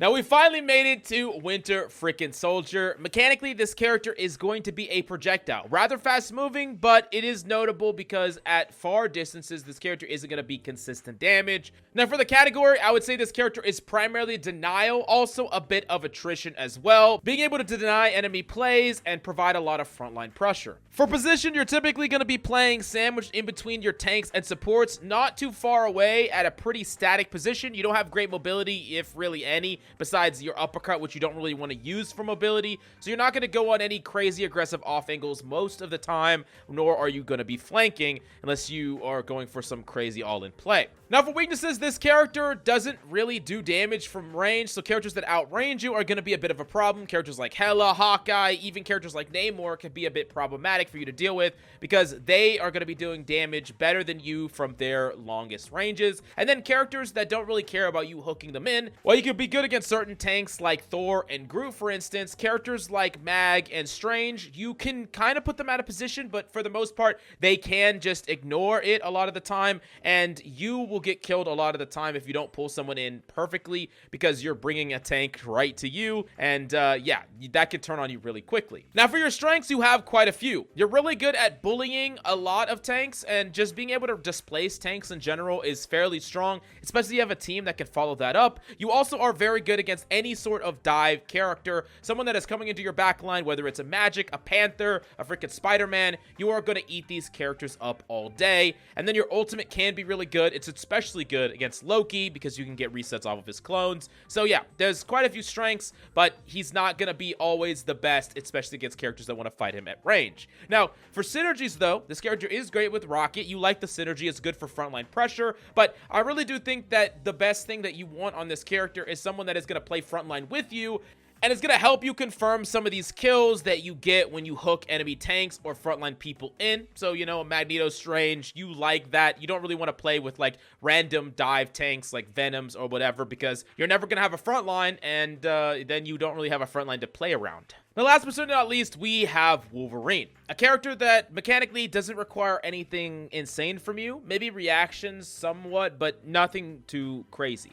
For his category, it's actually pick-oriented because his entire playstyle is actually revolving around generating advantage by killing a tank or taking a tank so out of position that they have to invest crazy abilities into them, but mainly just kill them. You can pseudo-dive sometimes, but it depends on the situation. I would say pick mainly. Now, for position, you're typically going to be very cycle-based, based on your cooldowns and your abilities, going in, fishing for a tank or someone to abduct to your team, and then going back, getting reset up and going for it again. So you're constantly going to be cycling, and you're not going to position too deep. You're positioning with the intent to, you know, abduct him over and over again. So you position around door frames, on high grounds, little hidey holes, things like that.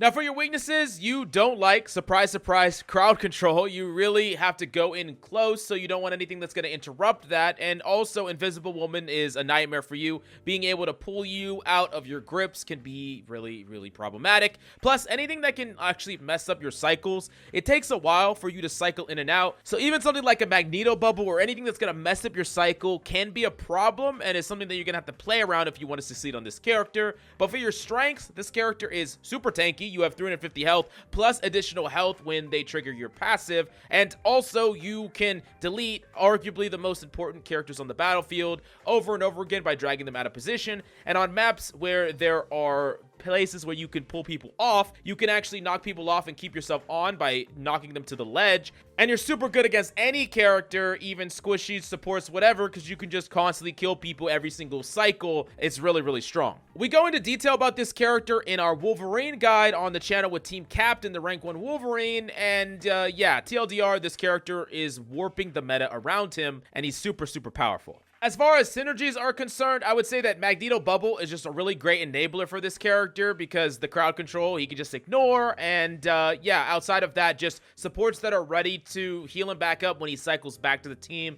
But now we have finally made it to supports. Now, first, supports offer different things from one another. And the first thing we need to talk about is their ultimates. There are typically offensive ultimates and then defensive ultimates. Some ultimates like Rocket Raccoon Ultimate, Shark Ultimate are purely offensive ultimates, things that are supposed to take the initiative and generate some value, some kills in some way. And then there are ultimates that are defensive in nature, things like a Cloak ult, for instance, or an ultimate like Invisible Woman, ultimates that are reactive and typically used reactively. And even Adam Warlock's ultimate would count there because it's reactive to deaths happening on your team and enemies investing ultimates. And then there's some ultimates that are a little bit of both. So I would say Mantis ultimate was a little bit of both, where it can be used both offensively and defensively. And that flexibility does come with extra value, but it also comes with a cost where it's not as good at either of those things as some of these other options.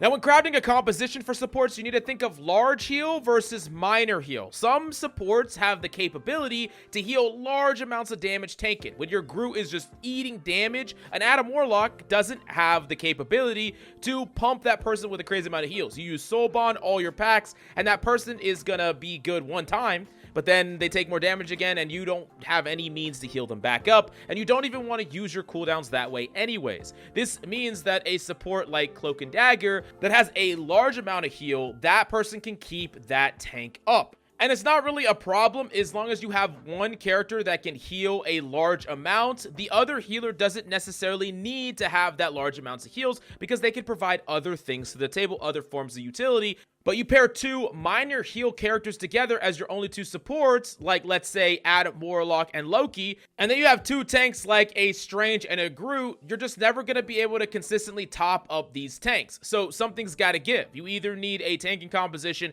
that is really independent, doesn't require a lot of healing, or you need more healing in your composition. Now, it's also possible to have too much healing in a composition as well. Like, for instance, if you're playing like an Invisible Woman, Cloak and Dagger, and Luna triple support composition, and you have one tank, none of y'all are going to be getting support ultimates anytime soon because there's not enough healing to go around to keep or enable all of your support ultimates up. In addition to that, there's other utility that some other supports might offer that y'all are not because you're playing all these supports that sacrifice some amount of utility for extra amounts of big heals or burst heals. So that is something to consider also when crafting a composition. Now, when picking your support main, you need to ask yourself, how mechanically do you want to be challenged? Do you want to be your challenge reaction based or aim centric, or do you want to be challenged some other way, like with more oversight into the entire battlefield and the exchange of resources? There's a support for you no matter what. A character like Adam Warlock is going to be incredibly aim centric, and it honestly is more aim centric than a lot of DPS and tanks. Even a character like Luna Snow requires you to actively aim to heal all your shots, but a character like Cloak and Dagger, you don't have that mechanical threshold.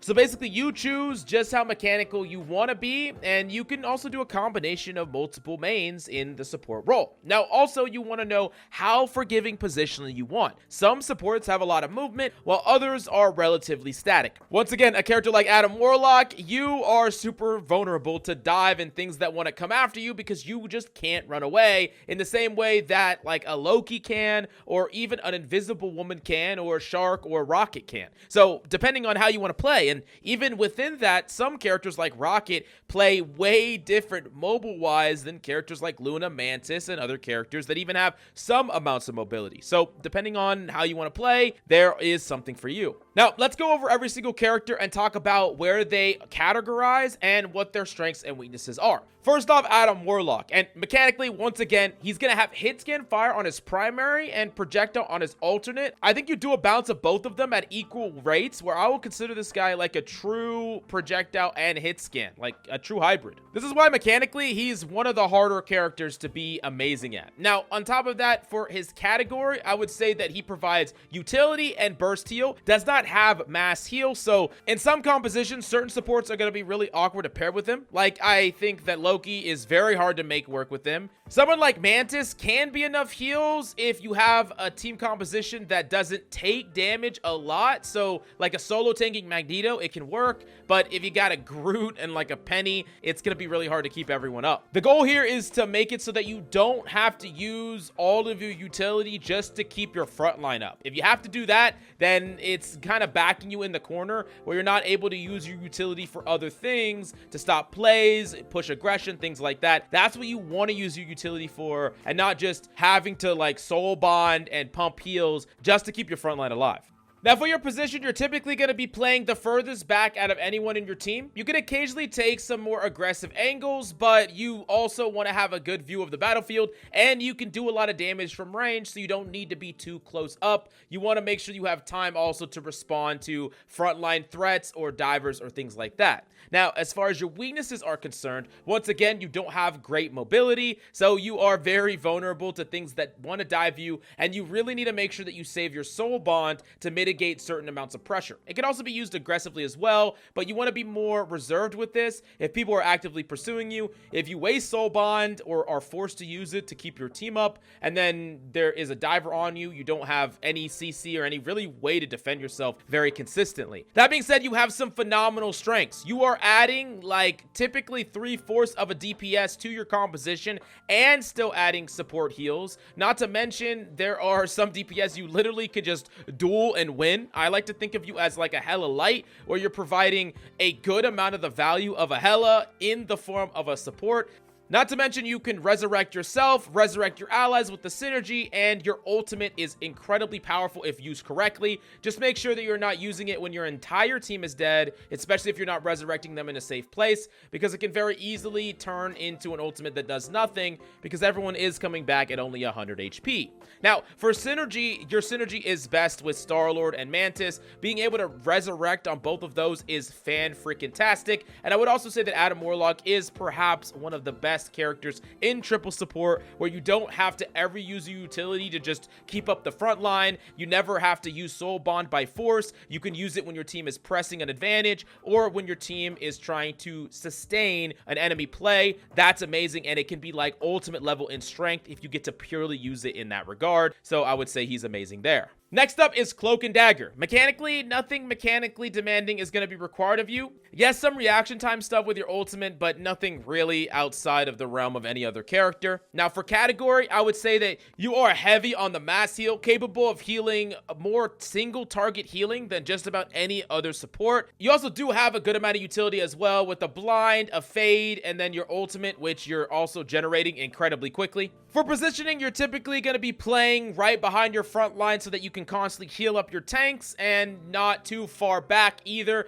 just kind of in the mid ground right behind your front line, and typically slightly behind your DPS as well, at least your frontline DPS. For major weaknesses, this character struggles specifically against Magneto, a character that really can shut down your ultimate because he can dunk on you with his. I would say starting your ultimate from really high up by fading high ground first, and then rounding the corner can make it pretty difficult for him to hit you, or getting your Magneto to bubble you. I would also say that there are some problems that you just cannot solve on this character. Certain backline threats, certain threats in general, Iron Man, Black Panther, and the list goes on. Characters that you need to try to enable your teammates to deal with, but you yourself can't really deal with them. So there's going to be some games that you feel like you're doing everything right, but you're still losing on this character. That being said, for your strengths, you have quite a bit of utility. You have a consistent support, healing, mass healing, so you can play with a variety of other supports and still have a reasonable composition.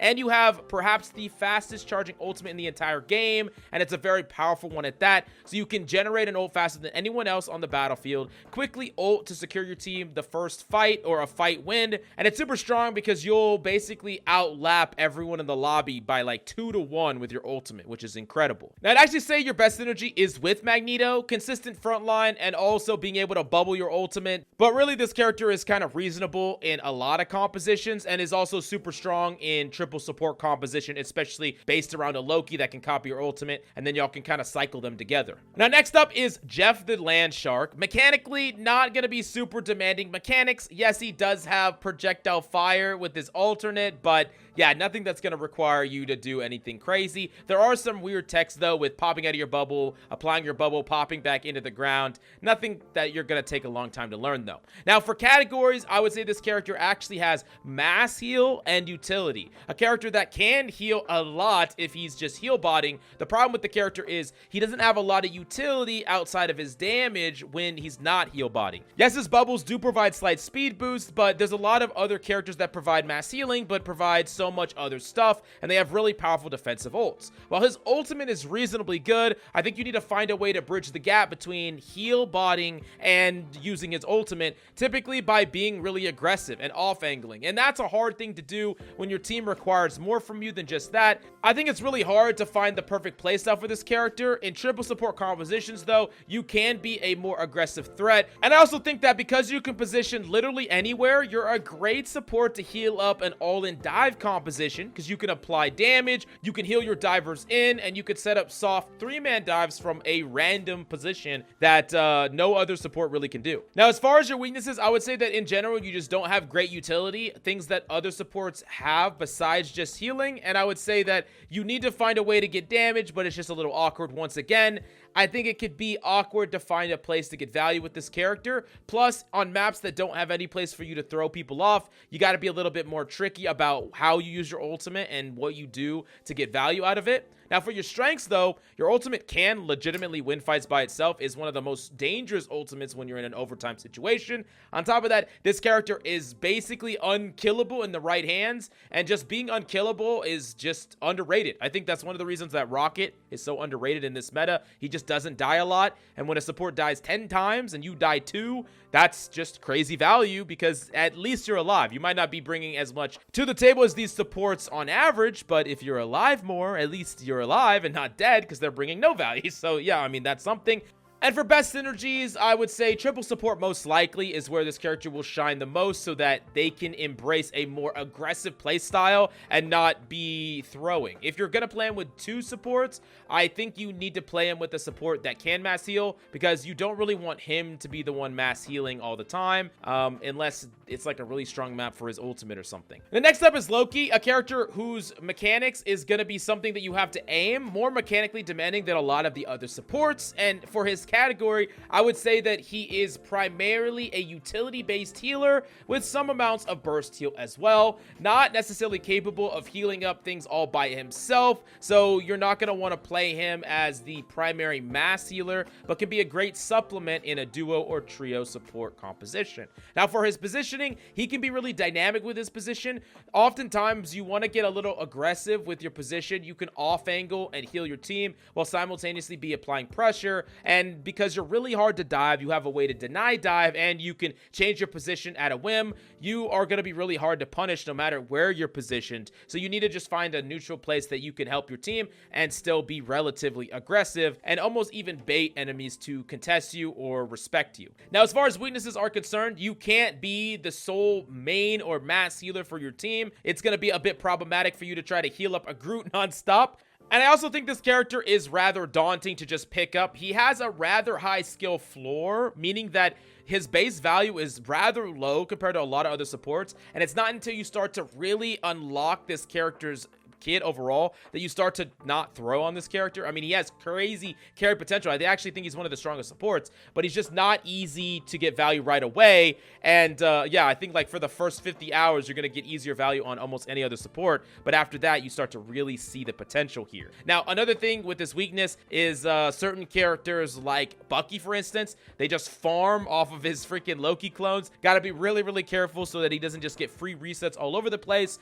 But his strengths, there are many. Not only can you copy any ultimate in the game, which gives you so many options. I mean, the basic one is just going to be copying a support ultimate. In a triple support composition, you can just cycle ults for days. But really, it's so much more than that. Because if you're tracking the enemy ultimates, you can make a proactive play too. They don't have a support ultimate? Oh, hey, I'm going to copy Eye of Agamotto. Or I'm going to copy Storm. It creates a lot of opportunity for you to just win fights by yourself when the stars align and you are tracking things. That means the more that you're thinking about, the more that you're able to kind of understand the state of the battlefield based on ultimates and things like that, the harder you can carry this character. And that's really, really amazing. In addition to that, your totem might be ultimate level in power because it transfers damage into healing, meaning that it can stop any single damage ultimate. An Iron Man ultimate, a Magneto ultimate, you do not care. You stop them with totem. You can stop dives with totem. And yeah, there's just so much that you can do to stop dives or stop plays that the carry potential is crazy with Loki. Now for best synergies, definitely HELA. Being able for HELA to just get a final blow and resurrect you, that's just insane.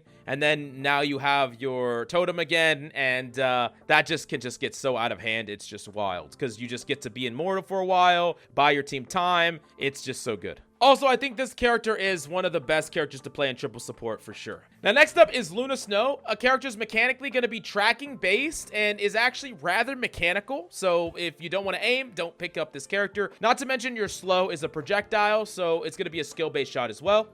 As far as the category, I would say this character is actually a true hybrid, both providing burst heals and mass heal, plus reasonable utility as well. Capable of keeping up a frontline tank, but also capable of healing up divers, with her ability allowing her to put a snowflake on them and constantly give them a percentage of the healing applied. For positioning, you're going to want to typically position right behind your frontline DPS and behind your tanks as well. This is the place where you get to constantly heal up your tanks and provide healing to the rest of your team and be in a relatively safe position.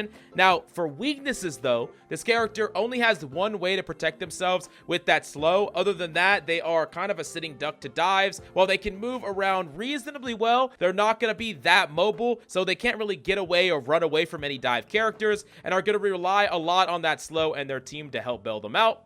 In addition to that, this character can't be that aggressive, so you're not going to be like a hybrid damage dealer oftentimes. You're going to be able to do some damage, but for the most part, you have a role and it's enabling your team. You're not going to be able to take matters into your own hands and create some picks or something like that when it is needed. Now for your strengths though, you provide a very consistent amount of damage. You have really good synergies with a lot of characters like Namor, for instance. Your slow is extremely powerful, your heals are extremely good, and your ultimate is phenomenal. A top 3 ultimate in the entire game, capable of keeping your team alive for 12 freaking seconds and amplifying damage as well if people actually use that. Really strong, reliable support that I think can pair with any other support and is a very great support to have in your hero pool, in my personal opinion. Now, speaking of which, the synergy, Namor synergy, is one of the best synergies in the entire game, and it actually strengthens Namor, and Namor is really good at stopping the primary weakness to this character, which is being dove. So you protect your Luna, the Luna enables the Namor, and yeah, it just works really, really well together as two of the best characters in the game. Now we are to Invisible Woman. Mechanically, not going to be super mechanically demanding, is a projectile that does bounce back, and you do get extra bonus points for hitting people on the way out and on the way back in, plus doing damage in the same way as well. So is more mechanically demanding than most with her primary, but I think the mechanics really start to get difficult when we talk about her push, her pull, and the constant taking and reapplying of shields.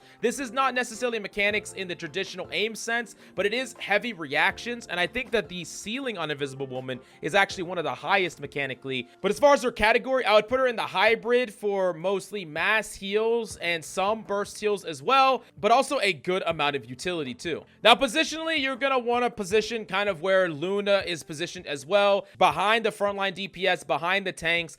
But I would say you could be a bit more aggressive with your positions, taking slight off angles to your team, but still being able to heal them, of course, because you're very hard to dive. You have better mobility than Luna and Mantis, and if you manage to jump away, you disappear, so it's really hard to track you, meaning that you can play slightly adjacent to your team instead and constantly enable them by healing them, providing them shields, and creating a split point of pressure, so you can even pull and push and make plays from that angle as well.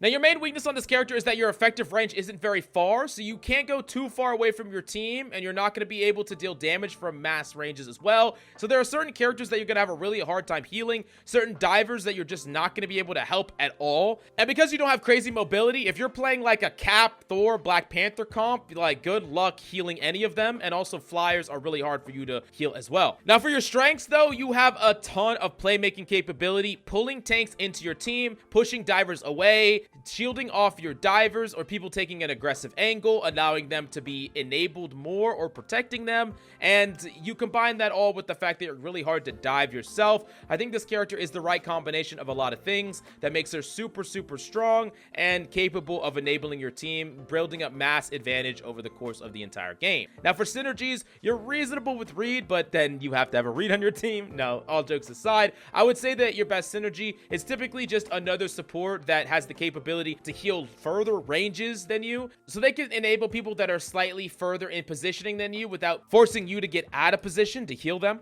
A character that can pair reasonably well though with a lot of different supports. Now we got to talk about Mantis, a character that is shooting projectiles and is rather mechanically demanding, a character that gets a lot more heals and damage boosts by hitting headshots. So the character is literally built to be aggressive and rewards you for being mechanically good, and it's actually a requirement on this character. Now for category, I would say this character is burst heals and utility, doesn't necessarily mass heal. In fact, you don't really want to have to use all your leaves to just heal up a tank. You primarily want to be doing a combination of self damage boost, damage boosting your team, and then healing when you need to. You can, in compositions that don't require you to heal a ton, pair this character with some other supports that don't heal a lot, like an Adam Warlock. But I would say if you're playing anything that requires a lot of heals, like a GROOT for instance, you're gonna be lacking in the heal department.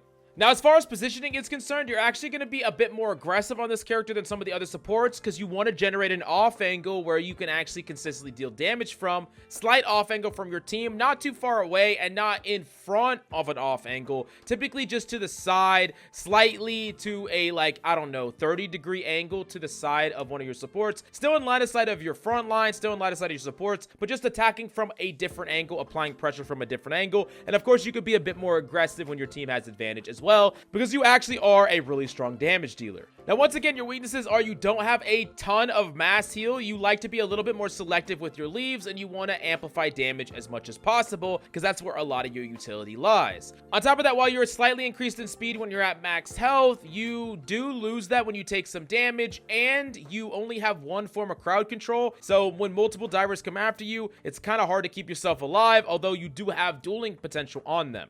For your strengths, you can do a ton of damage and generate picks for your team. Not only can you enable divers going in or people being aggressive by damage boosting them, but you can just damage boost yourself and deal more damage or generate more kills than a lot of DPS, literally taking over a lobby. You could just hard carry and frag out on this character. On top of that, your ultimate is a hybrid ultimate where it can be used defensively and it can be used offensively. You need to survive against the Star-Lord ult? Cool, you have something that can help you with that. You need to push the enemy when they're down one person and trying to back up and slightly regroup and regenerate their health. You can just ult and push into them really hard. It's a very flexible ultimate that I think, while it is difficult to use perfectly, can be something that generates a lot of team fight wins by itself. Now, the best synergy on this character is definitely going to be with Adam Warlock and specifically Star-Lord. Just being able to resurrect is great. You can damage boost the Star-Lord, and that's super good. Once again, though, against certain compositions, I don't necessarily think that you can play this support composition because you are slightly lacking in heals, but you could also just play a triple support composition with this, and both Adam Warlock and Mantis can replace a DPS's damage-based value because they are contributing a lot to the damage of the team, both of them playing as pseudo half DPSs, so you're gonna have plenty of pressure, plenty of output damage, but you also have plenty of heals as well because you have that third support. I think it can be really strong. And last but certainly not least, we have Rocket, a character that does have mechanics with his movement tech, and also his primary is actually surprisingly mechanical. It's not the hardest to hit, but I think getting in position and just tracking some targets can delete like certain characters. Like, you can legitimately duel a lot of characters with Rocket if you're mechanically reasonable, so something to take note. I don't think it's necessary to climb the character, as we've seen from literally the 0 damage Rocket that's in Celestial. I don't even know. But as far as the categories is concerned, this character does provide a surprisingly large amount of healing, and I think can be a pseudo mass healer, maybe not as fast as something like a Cloak and Dagger, but still providing a ton of heals deceptively. And you can actually probably pair this with certain supports that don't heal a ton. It's a little bit difficult though, because it's not going to be a lot of heals all at once. It's kind of just a very consistently reasonable amount of heals, so it just depends on your front line line, how much damage they're taking, and things like that. Now, as far as your positioning, you can position very dynamic on this character. You can position like on a high ground, you can position in a really aggressive position with your team, even diving in potentially, playing high ground, going from high ground to high ground and enabling your team. I do think one of the strongest positions you could take though is a very aggressive off angle with another DPS. So like as an example, a Punisher can grapple to like a really aggressive high ground, but if he takes a little damage, he has to run away, right? But if you're there with him, it's hard to get him away. It's really hard to push him off. And then you can, you know, damage boost him, heal him, and now you have a very powerful, stable off angle that opponents need to invest multiple resources to deal with, but then they also have to deal with your main front line. So very, very strong, and the fact that this character can position dynamically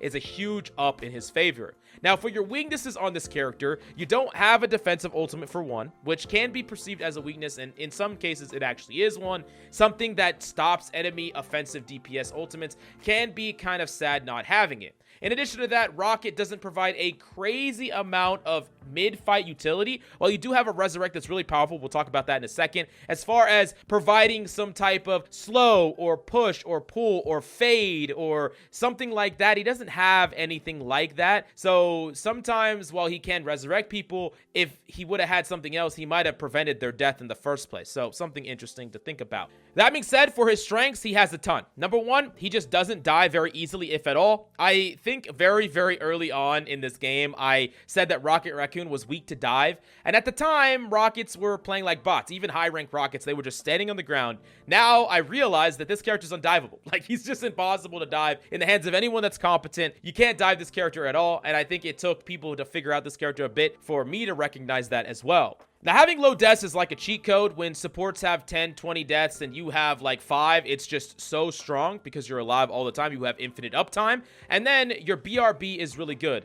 Teams that get the first pick in a fight have a massive advantage. Being able to keep your team alive and basically bring things back to a parity in a fight that you would normally have a huge disadvantage in is crazy. BRB is just probably one of the best, like a top 5 piece of utility in the entire game. Super, super strong. In addition to all those things, I also want to mention that Rocket can contribute a lot of damage to fights. He actually does a lot of damage to tanks. He's a very reasonable damage dealer. You're not going to want to shoot all the time, but there are moments in time where you can help people confirm kills, apply frontline damage, and yeah, he deceptively provides a lot of damage to fights and pressure to fights. And in addition to all these things, your ultimate is actually surprisingly powerful, especially when compounded with someone that is going to take advantage of it aggressively. You throw it down, your Panther goes in, kills everybody. If your team is playing at the right pace to back it up, it can bait out support ultimates too, and it's generated so quickly. And then last up for his synergies, I would say that undoubtedly Punisher is the best synergy for this character. Really, really an amazing synergy because you just get to delete frontline tanks, any tank that's out of position, and then you can enable it as well. So yeah, Rocket has a lot going for him, and it's one of the reasons why he has one of the highest win rates in the entire game right now.